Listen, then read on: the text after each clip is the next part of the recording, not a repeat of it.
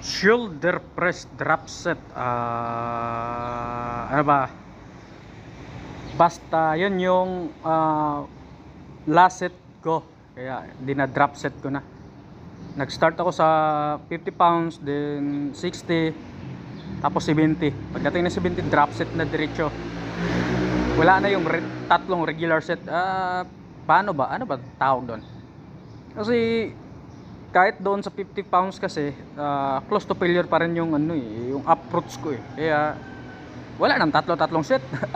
Di na yung wala nang tatlong regular set. Paano ba? Paano ba tawag doon?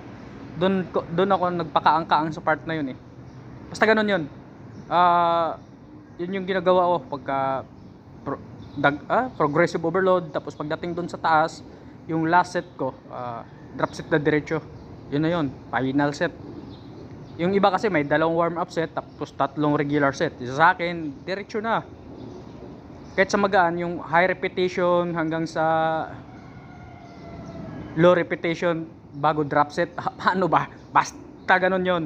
Meron lang kasi talagang ano, na meron lang background music, kaya maobliga tayong mag voice over. Yun naman talaga mahirap doon eh.